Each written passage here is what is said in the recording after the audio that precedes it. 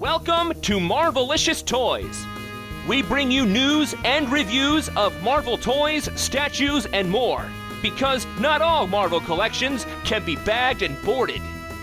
They're not just toys, they're Marvelicious. The Rescue Marvel Legends figure. I have it in my hands. It's a mixed bag, but I'm really glad to have it. Oh, look at that color red. The red is like this weird magenta metallic red that's kind of just, it's not hitting me right for some reason. It's almost like pomegranate, like if you look at the fruit. I also have a huge problem with the elongated waist. It almost looks like it's a wasp. I don't know why I think this is like some sort of insect, but it looks like an insect. Yeah, it kind of does. I can kind of see what you're talking about there.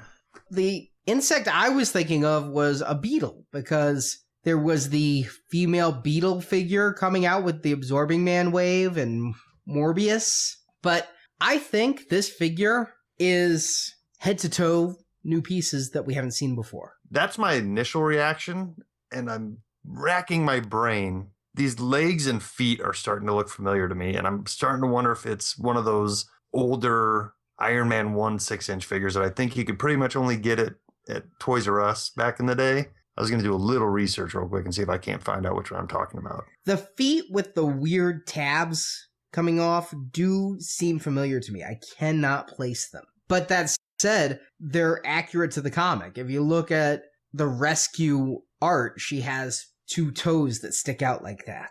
Yeah, but now I'm starting to remember that I think I might just be remembering an Iron Man 2 3 3/4 inch figure that had that same type of upper thigh armor that went over and the same double prong toes. So yeah, this might be 100% new parts that they've had sitting around for 2 years. Let's take a look at what we got here. We got a new head completely with the Rescue sculpt and a little ridge in back. Definitely. We've definitely got a new torso, because I cannot recall any feminine chest plates in any Iron Man figures. No, I don't think so. The waist has to be new, again, because I don't remember getting any other armored female figures, and it is an elongated waist that is extraordinarily unnaturally narrow, as action figures do, and then big hips. See, it creeps me out. I something about that waist, and then there's a really weird butt. And actually, I think I just sourced some of these parts. Remember the comic version Iron Patriot in the 6-inch that came with the comic version of Ironmonger? Did it have breasts? No, that part is definitely new. And I think the torso is new, but I think those legs and maybe the arms are coming from that figure. It's possible if he had spindly arms. They are definitely tinier arms that fit with the physique of the figure. But they are a little muscular, so I could see them being used for that. Norman Osborn wasn't exactly built. I'll tell you, if that's it, it does have the same shoulder pads, but the one I'm looking at has a sculpted circle on it where they painted, and the picture you're showing doesn't. The hands are also reversed, because her left hand is open and her right hand is closed, whereas his left hand was closed and right hand is open. Huh. And, but it might be the same waist. I don't think so, though, because his has a totally different shape where they painted. I'd have to hold the figure to see how it's sculpted, but he doesn't seem to have as much detail in his abdomen as she does. Yeah, she almost has, like, lobster tail, like, overlapping armor. Yeah. I'm sorry, I can't come up with a better description than lobster tail. Here's the other thing, though, that tells me that these are some new parts. This is the figure I think we saw at Comic-Con. When was that? 2013? Yep, but you know what? That's about the same time this Iron Patriot wave was out. So, you know, it could have been sourced around the same time. And hey, you know what? If it took us this long to even like think back and figure out which figure it reminded us of, it's a good reuse of parts. You know, it's not sticking out like, oh God, that came directly from the Iron Patriot figure. But you know I'm not an articulation snob. We leave that up to you, Justin. Mm-hmm. But you know what? When we were talking to Dwight and he's like, figures like Blade, would you be okay if we released the figure but updated the body? And part of me is like, no, I want what you had then. Looking at Rescue, yeah, I'd be okay if you updated the body on Blade and all future figures, thank you. because she has articulation like I don't even remember seeing. It certainly hasn't been in the era where I've been photographing legends and whatnot, because I can't remember hinged hips that they swivel, but then there's a hinge to come out. There's no ball there. It's just very limited, weird movement there.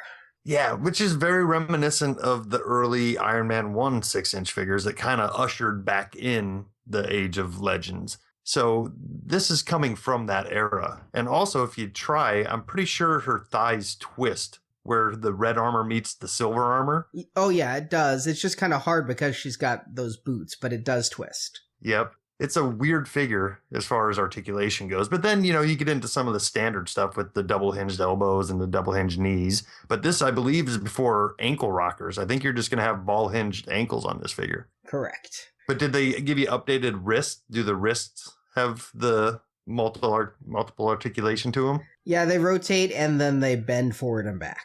All right. And what about her head? Is her neck nicely articulated? Or is that just a ball joint on a stick? It's a ball joint on a hinge.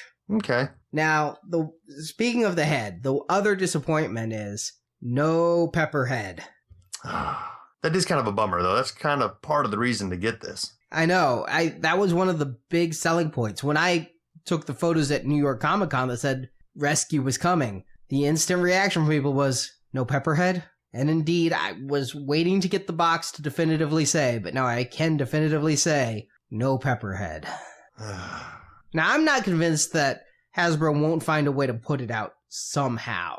Like we might not get some other figure. I mean, they've got this molding here. I mean, they could make another figure. They could somehow get us a Pepperhead out. I don't know that they ever will, but I wish they'd done it here. Obviously, it was a costing measure for this figure that's going in this pack. But, I kind of look at it like I paid about $100 for this figure. I'd like the alternate head, please.